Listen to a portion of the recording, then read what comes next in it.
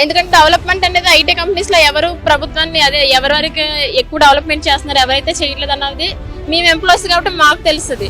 Agriculture గా వ్యవసాయం చేసుకున్న వాళ్ళకి మాత్రం కేటీఆర్ ఏం చేయలేదని చెప్పేసి వాళ్ళ వైపు నుంచి వాళ్ళు మాత్రమే ఓట్ చేయలేదని, ఇప్పుడు చుట్టుప్రక్కల గ్రామాలు ఏవైతే ఉంటాయో వాళ్ళకి చేయలేదని చెప్పేసి వాళ్ళు దీన్ని పొయిటరీ చేశారు తప్ప ఒక ఐటీ పరంగా ఒక సిటీ అనేది డెవలప్మెంట్ అవ్వాలనే దానికి బెస్ట్ అని చెప్పుకోవచ్చు. బికాజ్ నేను ఆంధ్రప్రదేశ్ అమ్మాయిని, బట్ హైదరాబాద్ లో కేటీఆర్ అనేది కేటీఆర్ కి బికాజ్ ఎందుకు సపోర్ట్ చేశారంటే ఇప్పుడు చుట్టుప్రక్కల ఉన్న హైదరాబాద్ కాబట్టి విజయవాడ కావచ్చు, లేకపోతే రాజమండ్రి కావచ్చు, ఈ పక్కన ఎల్లూరు, ఈ టైప్ ఆఫ్ అన్ని సిటీస్ వాళ్ళందరూ హైదరాబాద్ లోనే ఉంటున్నారు.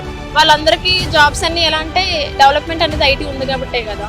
ఒక ఫార్ములా అనేది పెట్టారంటే కనుక అది ఎప్పటికైనా యూజ్ అవడానికి ప్రజలకు అనేదే కదా చేస్తారు. బయట తీసుకొచ్చి మరి అంత అమౌంట్ పెట్టారంటే కనుక ఎప్పటికప్పుడు యూజ్ అవుతుందని తప్ప అది స్పాయిల్ అవుతుంది, లేకపోతే వాళ్ళకి వ్యతిరేకంగా లేదంటే జనాల దగ్గర నుంచి దోష చేసుకోవాలని ఇలాంటి అయితే లేదు.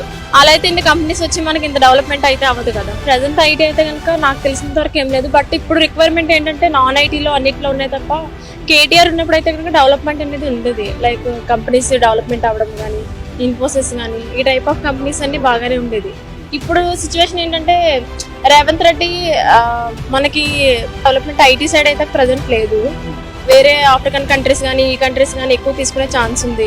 మైండ్ స్పేస్ లో కావచ్చు, మనకి ఐటీలో కావచ్చు, ఎక్కడైనా డిఎల్ఎఫ్ లో కావచ్చు. కానీ నాకు తెలిసిన వరకు అయితే ప్రజెంట్ లేదు. బట్ నెక్స్ట్ జనరేషన్ కి ఒకవేళ మళ్ళీ కేటీఆర్ వచ్చే ఛాన్స్ ఉంటే కనుక కంపెనీస్ కానీ ఐటీ కానీ డెవలప్మెంట్ అయ్యే ఛాన్స్ ఎక్కువ ఉంటుంది. అంటే మా యూత్ కి ఎంప్లాయీస్ కి అయితే. సో ఇప్పుడు మా సైడ్ కూడా అక్కడ ఆంధ్ర సైడ్ లేదు కాబట్టి అందరూ ఆపర్చునిటీస్ అన్ని హైదరాబాద్ చూసుకుంటున్నారు.